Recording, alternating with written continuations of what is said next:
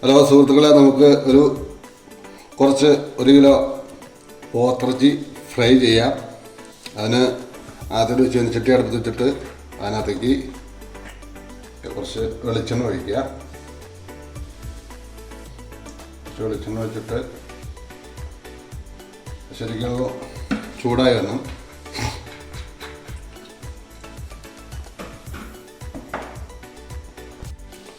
വെളിച്ചെണ്ണ ഒരുവിധം ചൂടായി. അതിനകത്തേക്ക് ഒരു ലേശം കടുക്, ഇത്രയും കടുക്, ഒരു ടീസ്പൂൺ കടുക് നമുക്ക് അതിനകത്തേക്ക് ഇടാം.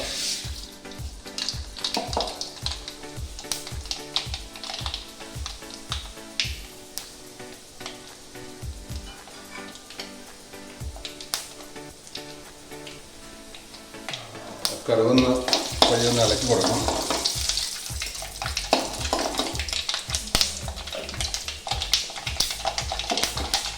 ആ കടുക് പൊട്ടി കഴിയുമ്പോൾ നമുക്ക് ഒരു 2-3 സവാള അല്ലെങ്കിൽ ചെറുള്ളി ആയാലും കുഴപ്പമില്ല. ഒരു 2-3 പച്ചമുളക് കൂടി നീളത്തിന് കീറിയിട്ട് അതിനകത്തേക്കൊന്ന് വഴറ്റാം.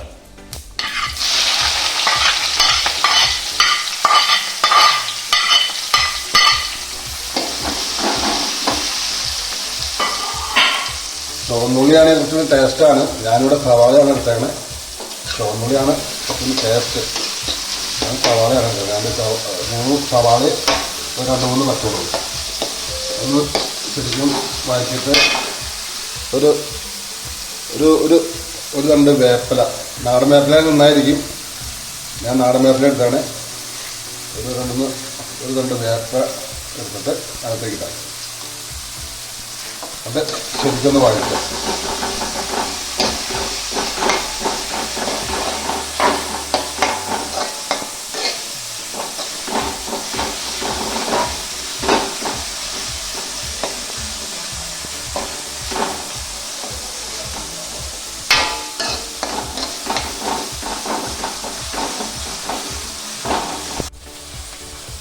ഈ ഉള്ളി ഒന്ന് വഴറ്റി കഴിഞ്ഞ ശേഷം നമുക്ക് കുറച്ച്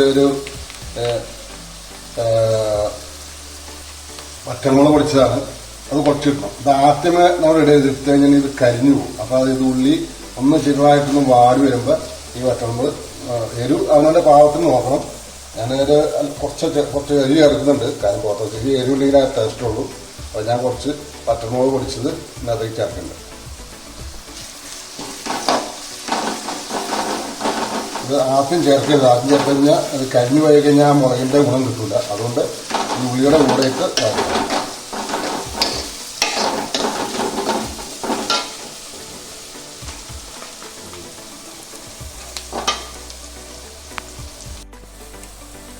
അപ്പോൾ ഈ ഉള്ളി സവാള ഒന്ന് വഴറ്റി വന്നിട്ടുണ്ട്. ഒരുപാട് സവാള വഴറ്റരുത്. കാരണം അതിൻ്റെ ഒരു ലേശം ഒരുപാട് വഴറ്റി കഴിഞ്ഞാൽ അതിൻ്റെ ടേസ്റ്റ് കുറയും. ഏകദേശം ഒന്ന് വാടിയുണ്ട്. ഞാനിവിടെ എടുത്തിരിക്കുന്ന 1 കിലോ ബീഫാണ്. ഈ ബീഫ് നമ്മൾ ഈ മല്ലി, ഒരു 100 ഗ്രാം മല്ലിയും, ഒരു 2 സ്പൂൺ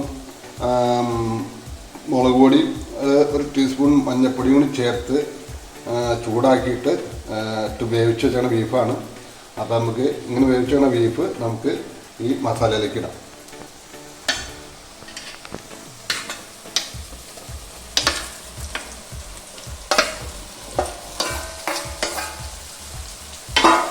അത് നല്ലോണം നമുക്കൊന്ന് ഇളക്കി കൊടുക്കാം. ഈ ഉള്ളി ഒരുപാട് വാടാതിരുന്നാൽ നമുക്ക് നല്ലതാണ്. കാരണം ഈ ഉള്ളി ഇങ്ങനെ ചെറുതായിട്ടൊന്ന് കടിക്കുന്ന ടേസ്റ്റ് കൂടുതലുള്ളൂ. ഉള്ളി കരിഞ്ഞു കഴിഞ്ഞാൽ ആ ബീഫിൻ്റെ ഫ്രൈയുടെ എന്താ പറയുക ടേസ്റ്റ് കുറയും. ഉള്ളി ഏകദേശം ഒന്ന് വാടാൻ പാകും.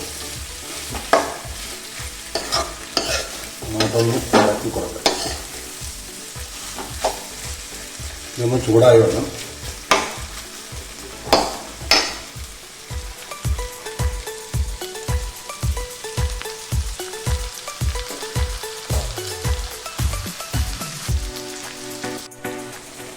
ബീഫ് നമ്മൾ ചൂടായിട്ടുണ്ട്.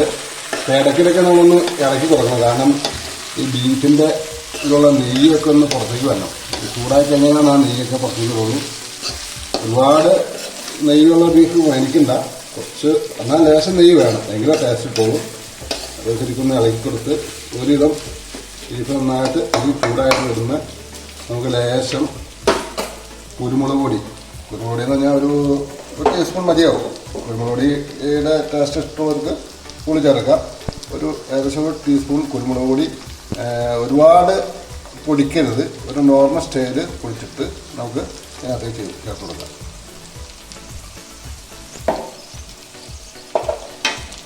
ഞാനിവിടെ കുരുമുളക് പൊടിയാണ് ചേർക്കുമ്പോൾ ഗരം മസാല താല്പര്യമുള്ളവർക്ക് ചേർക്കാം. ഗരം മസാല ചേർത്തൊരു ടേസ്റ്റ് വേറെ വരും. ഇതാണ് ഏറ്റവും നല്ലത്, കുരുമുളക് പൊടിയാണ് ഏറ്റവും നല്ലത്. ഇതൊരു സ്പൈസി ആയിരിക്കും. നമുക്ക് ഈ ഗരം മസാല ചേർക്കുന്ന പല മസാലയും പല ടേസ്റ്റാണ്. ഒറിജിനലായിട്ട് ബീഫിൻ്റെ യഥാർത്ഥ ടേസ്റ്റ് കിട്ടില്ല നമുക്ക്. അപ്പോൾ ഈ കുരുമുളക് പൊടിയാണെന്ന് കറക്റ്റ് ഇപ്പം നമ്മൾ വറ്റൽമുളക് ചേർത്തിട്ടുണ്ടെങ്കിൽ ശരിക്കും പറഞ്ഞിട്ടുണ്ടെങ്കിൽ മല്ലി, മുളക്, വേപ്പല അങ്ങനെയായിട്ട് കടയൊക്കെ ചേർത്തിട്ടുണ്ട്. അപ്പം മസാലയുടെ ടേസ്റ്റ് ഇഷ്ടമുള്ളവർ ഇതിനും അനുയോജ്യമായ മസാല ചേർക്കാം. അപ്പം ഞാനിവിടെ കുരുമുളക് പൊടി മാത്രമേ ചേർത്തിട്ടുള്ളൂ.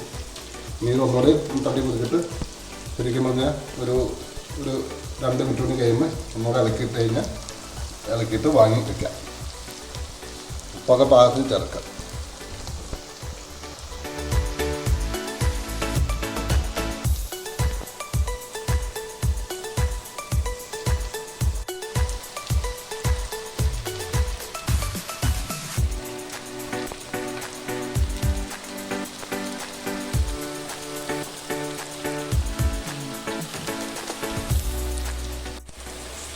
അപ്പോൾ നമ്മുടെ ബീഫ് ഫ്രൈ റെഡി ആയിട്ടുണ്ട്. ഏകദേശം ഒരു ബ്രൗൺ കളർ വരും. ഒന്നുകൂടെയും ഒന്ന് മൂപ്പിച്ച് കഴിഞ്ഞാൽ ആ ഒരു ബ്രൗൺ കളർ വരും. ഇത് വലിയ കുഴപ്പമില്ല. ഇനിയിപ്പോൾ ഒന്നുകൂടെയും മൂക്കുകയാണെങ്കിൽ നമുക്ക് കുറച്ച് നേരം കൂടിയും അടുപ്പത്ത് വെച്ച് ഇങ്ങനെ ഒന്ന് വറ്റി എടുക്കാം. വറ്റുമ്പോൾ ഇങ്ങനെ ഡ്രൈ ആയി കിട്ടും. അപ്പോൾ ടേസ്റ്റും കൂടും. നിങ്ങൾക്ക് ഏതാ സൗകര്യം എന്ന് വെച്ചാൽ അനുസരിച്ചെടുക്കുക. ഇപ്പോൾ ഏകദേശം നമ്മുടെ ബീഫ് ഫ്രൈ റെഡി ആയിട്ടുണ്ട്. അപ്പോൾ ഇതെല്ലാവരും ഒന്ന് പരീക്ഷിച്ച് നോക്കുക. നല്ല ടേസ്റ്റാണ്. അപ്പോൾ നമ്മുടെ ബീഫ് ഫ്രൈ റെഡി ആയിട്ടുണ്ട്. ഇനി നമുക്ക് അടുപ്പത്ത് നിന്ന് മാറ്റാം. മാറ്റിച്ചിട്ട് നമുക്ക് ഇത് എന്തായാലും ഉപയോഗിക്കാം. അപ്പോൾ നമ്മുടെ ബീഫ് ഫ്രൈ ഇവിടെ റെഡി ആയിട്ടുണ്ട്. ട്രൈ ചെയ്ത് നോക്കുക. ട്രൈ ചെയ്ത് നോക്കിയിട്ട് നല്ലതാണെങ്കിൽ നിങ്ങൾ സപ്പോർട്ട് ചെയ്യുക. ഓക്കെ.